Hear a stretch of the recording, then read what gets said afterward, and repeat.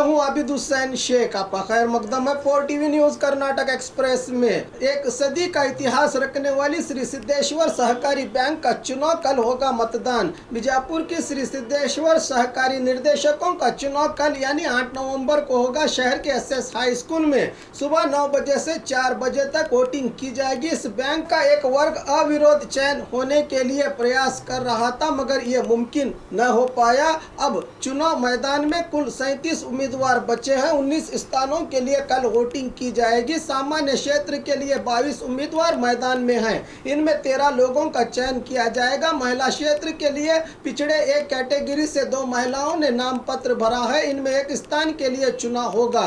B category से एक स्थान के लिए 2 महिलाएं चुनाव लड़ रही हैं। एसटी समुदाय से 2 उम्मीदवारों में एक स्थान के लिए चयन होगा। एससी समुदाय से 6 उम्मीदवार हैं। इनमें एक स्थान के लिए मतदान किया जाएगा। निर्देशक स्थान के लिए विजय कुमार औरंगाबाद, विजय कुमार इजेरी, रजनी संबानी, राजशेखर कट्टी, विजयनाथ कर्पूरमठ, सुरेश गच्चिनकट्टी, गुरुपाद्या गच्चिनमठ, रमेश तालीकोटी, ईरन्ना पट्टन शेट्टी, डॉक्टर विजय कुमार पाटिल, राजेंद्र पाटिल, विश्वनाथ पाटिल, श्री हर्ष पाटिल, रविंद्र बिजर्गी, रमेश बिदनूर, मड़ीवालप्पा गौड़ा बिरादार, शांतप्पा जत्ती प्रमुख हैं। महिला आरक्षित क्षेत्र से बोरम्मा गोब्बूर, सौभाग्य भोग शेट्टी, पिछड़े वर्ग से एक गुरुराज गगनल्ली, प्रकाश बगली, एससी समुदाय से सायाबन्ना भूवी और एसटी समुदाय से सदाशिव हारुगेरे प्रमुख हैं। वोट देने के लिए बैंक से दिया गया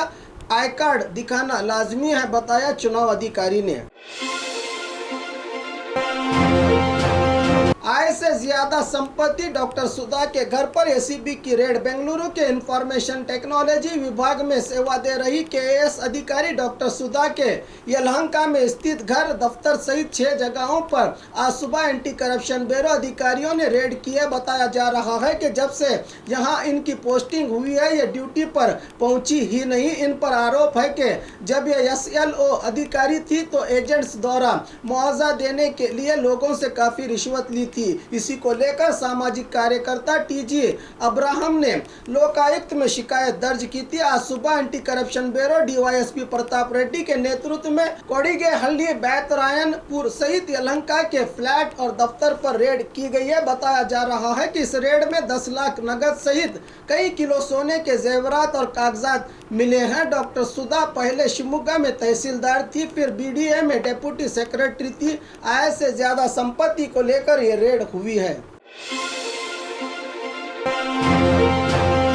बेलगाम के सरकारी स्कूल में पढ़ने वाले श्रीनिवास की अमेरिका चुनाव में कामयाबी।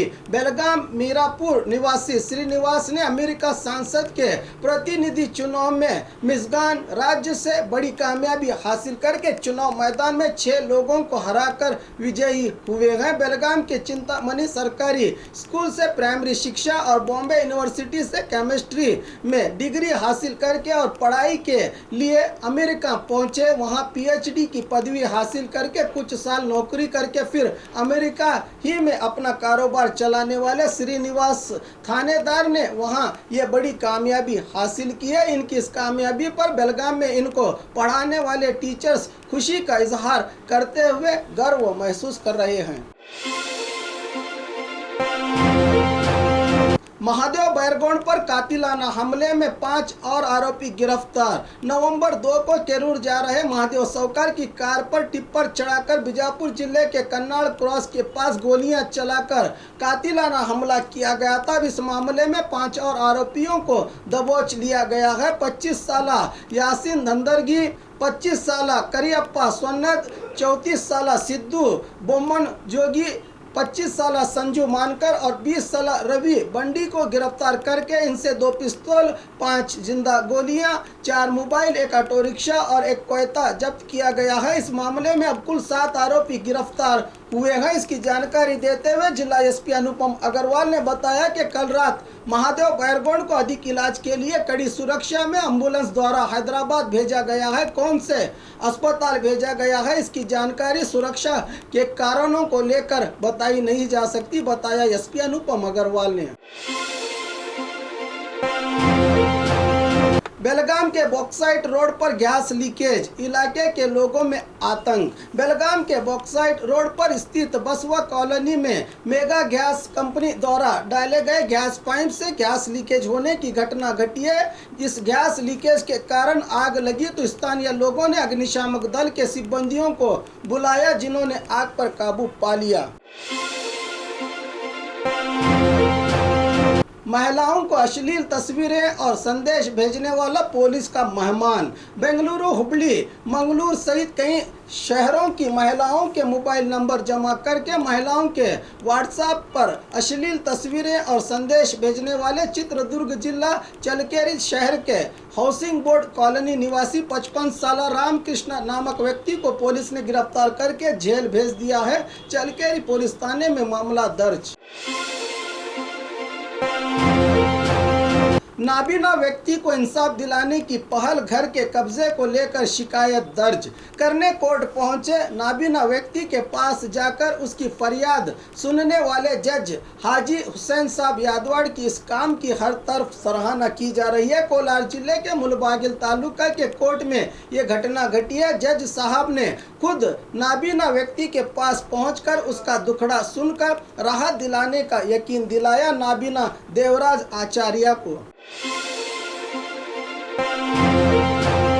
कोविड पीड़ित स्टूडेंट ने लिखा एग्जाम। मैसूर यूनिवर्सिटी के मानस गंगोत्री संस्कृत अध्ययन केंद्र में विविध कोर्सेज में दाखिला लेने के लिए सीईटी एग्जाम चल रहे हैं। बायोलॉजी सब्जेक्ट में दाखिला लेने पीपीई किट में पहुंची एक विद्यार्थिनी को यूनिवर्सिटी के जिम्मेदारों ने एग्जाम लिखने का मौका देकर इस विद्यार्थिनी के लिए अलग से कैमरे का इंतजाम किया। यूनिवर्सिटी अधिकारियों के इस काम की हर तरफ सराहना की जा रही है।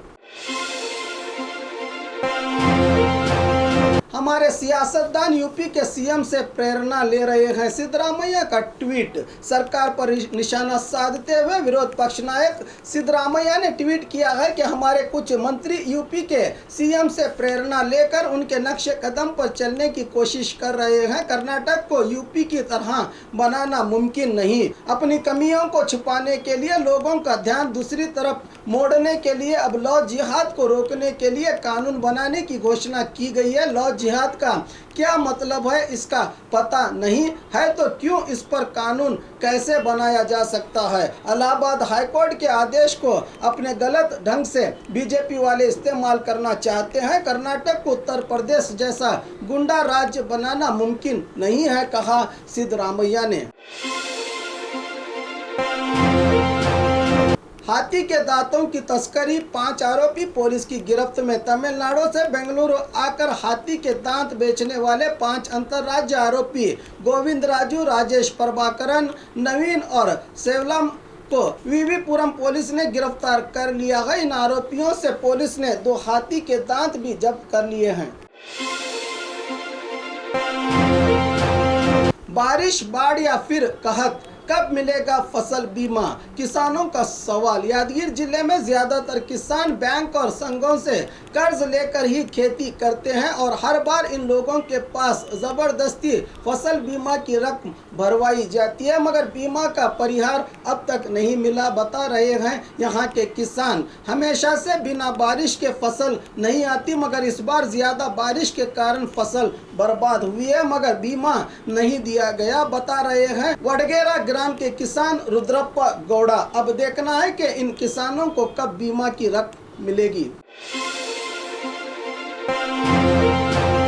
विनय कुलकर्णी 3 दिन के लिए सीबीआई कस्टडी में। धारवाड़ जिला पंचायत सदस्य योगेश गौड़ा कत्ल मामले में सीबीआई ने पूर्व कांग्रेस मंत्री विनय कुलकर्णी को कल हिरासत में लेकर कोर्ट में हाजिर किया था। कोर्ट ने सीबीआई की मांग को स्वीकार करते हुए 3 दिन के लिए पूछताछ के लिए विनय कुलकर्णी को सीबीआई की कस्टडी में दे दिया है। रात हिंदलगा जेल में गुजारने के बाद आज सुबह जेल पहुंचे सीबीआई अधिकारियों ने विनय को गुमनाम जगह पर ले गए हैं। इनकी तस्वीर पर केक लगाकर इनका जन्मदिन मना रहे हैं। कांग्रेस स्पोक्समैन सुरजेवाल ने इस गिरफ्तारी पर आक्रोश जताते हुए केंद्र और राज्य सरकार पर अपना गुस्सा व्यक्त किया है। ट्वीट किया है कि केंद्र और राज्य सरकारें सीबीआई का गलत इस्तेमाल करके कांग्रेस नायकों को तकलीफ दे रही है।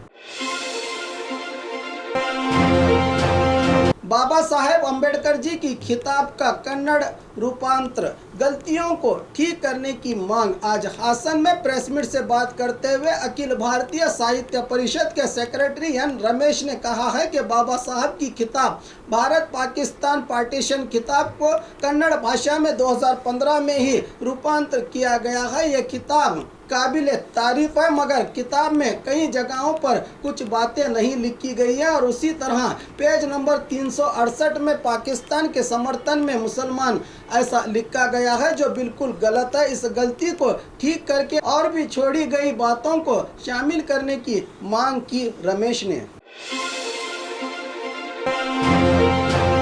फारूक कत्ल मामला, 2 आरोपी पुलिस की हिरासत में। 22 अक्टूबर को बंतवाड़ के मेलकारी ग्राम में बाइक पर जा रहे फारूक चन्ना की बाइक रोककर कार से टक्कर देकर खलील और इसके साथियों ने हमला करके कत्ल करके फरार हुए। इस मामले में पुलिस ने 2 आरोपी नंदावर ग्राम के हाफिज और इरशाद को गिरफ्तार कर लिया है। पिछले दिनों ही बंतवाड़ पुलिस ने भागते हुए खलील को पांव पर गोली दागकर इसको गिरफ्तार कर लिया था। और खबरों के लिए देखते रहिए 4 टीवी न्यूज़ कर्नाटक एक्सप्रेस।